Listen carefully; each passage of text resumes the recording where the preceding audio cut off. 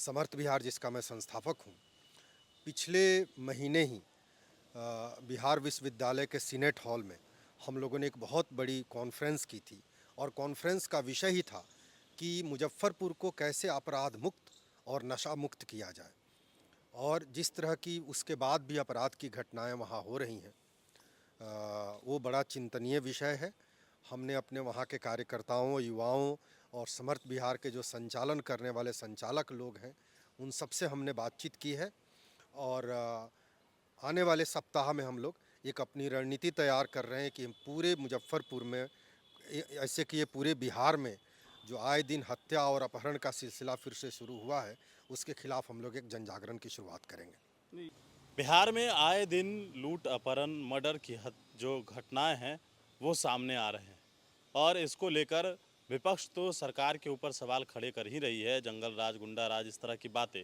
लेकिन कल देर रात जिस तरीके से मुजफ्फरपुर में एक बड़े जो कहा जाए कि व्यवसायी थे आशुतोष शाही, उनकी जो है गोली मारकर उनकी हत्या कर दी गई और साथ ही साथ उनके जो बॉडीगार्ड थे उनको भी गोली लगी है और उनकी भी हत्या हो गई। 3 लोगों की जो है वो गोली मारकर हत्या की गई है और जिसमें एक व्यवसायी थे, 2 उनके बॉडीगार्ड थे। लेकिन एक वकील के यहाँ वो मुलाकात करने गए थे और उस वकील को भी 2 गोली लगी है।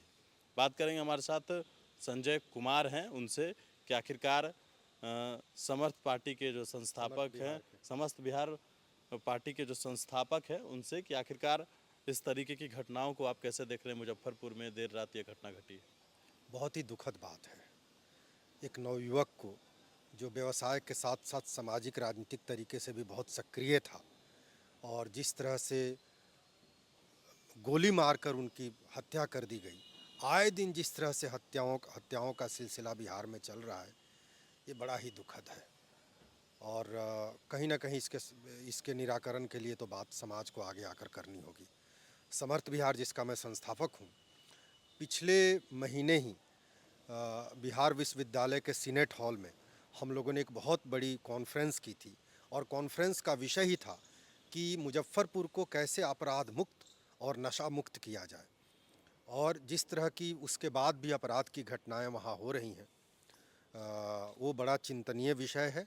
हमने अपने वहाँ के कार्यकर्ताओं, युवाओं और समर्थ बिहार के जो संचालन करने वाले संचालक लोग हैं, उन सब से हमने बातचीत की है और आने वाले सप्ताह में हम लोग एक अपनी रणनीति तैयार कर रहे हैं कि हम पूरे मुजफ्फरपुर में, ऐसे कि ये पूरे बिहार में जो आए दिन हत्या और अपहरण का सिलसिला फिर से शुरू हुआ है, उसके खिलाफ हम लोग एक जन जागरण की शुरुआत करेंगे। नहीं, ये आज कोई नई घटना नहीं, प्रतिदिन इस तरीके की घटनाएं बिहार में घट रही है। मुजफ्फरपुर हो, बेगूसराय हो या अलग अलग जगहों पर घटनाएं तो प्रतिदिन घट रही है। क्या लगता है कि जो सरकार बदली है, क्या उसके बाद ये घटना है, लेकिन क्या भाजपा शासन में इस तरह की घटना नहीं होती थी? मैं तो ये कहूँगा कि पिछले 4 दशकों में बिहार की जो स्थिति है, खासकर क्राइम में, लूटपाट में, हत्या में, ये सब चीज़ में इसके पीछे कहीं ना कहीं मूल रूप से राजनीति ही है। और हम इसमें किसी एक पार्टी और कुछ पार्टियों के समूह के बारे में नहीं कहेंगे कि वही केवल जिम्मेदार हैं और बाकी लोग जिम्मेदार नहीं हैं। मैं पिछले 4 दशकों की बात कह रहा हूँ। उसका एक कारण भी मुझे लगता है कि पिछले 4 दशकों में बिहार के किसी भी सार्वजनिक मंच से किसी भी क्षेत्रीय और राष्ट्रीय दल के नेता ने राष्ट्र और धर्म शब्द का प्रयोग नहीं किया है। जहाँ संस्कार हो नहीं, जहाँ राष्ट्रीयता के प्रति निष्ठा हो नहीं, जहाँ धर्म के प्रति निष्ठा हो नहीं, केवल राजनीतिक हित के लिए अगर अपनी काम किया जाए तो ऐसी घटनाएं तो होंगी ही। और इसमें कोई भी पार्टी नहीं है जो इससे अलग हो। मैं सभी पार्टियों के बारे में कहा हूँ कि सार्वजनिक तौर पे कोई इस तरह की बात नहीं कर रहे हैं। केवल जाति, वर्ग, क्षेत्र, भाषा, समुदाय, संप्रदाय की बातचीत चल रही है। कैसा समाज हम आने वाली पीढ़ी और अपने बच्चों के लिए छोड़कर जाना चाहते हैं, ये चिंता की विषय है। और हम बार बार भर्त्सना करते हैं मिस्टर शाही की हत्या की, और हम लोग मुजफ्फरपुर में पूरी तरह से इसके खिलाफ एक आंदोलन चलाएंगे। और हम सब लोगों से आपके माध्यम से अपील करते हैं कि आप अपने घरों से निकलिए। आज इनके साथ हो रहा है तो कल आपके साथ भी होगा। एक ऐसी आग यहाँ लगी है, आप ये नहीं सोचिए कि फलाने का घर जल रहा है तो उसी का जल रहा है। उसका घर जलने के बाद आपका भी घर जलेगा और जब आग लगती है तो जाति, वर्ग, क्षेत्र, भाषा नहीं देखती। तो मैं ये भी अपील करूंगा कि आप सब लोग इससे ऊपर उठिए और एक साथ मिलकर इस अपराध और इस तरह की व्यवस्था के खिलाफ होइए और लड़िए।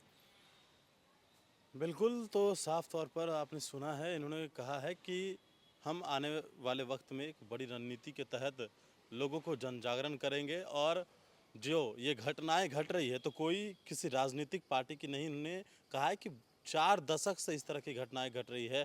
आज हमारी बारी है, कल उनकी बारी हो सकती है। जिस तरीके से आशुतोष शाही की हत्या की गई, तो कल किसी और कोई और आशुतोष शाही बन सकता है। इस तरह की घटनाएं घट सकती है, लेकिन फिलहाल जो अपडेट थी वो हमने आप तक पहुंचाई है। पुणे एक्सप्लेनेशन के साथ नमस्कार।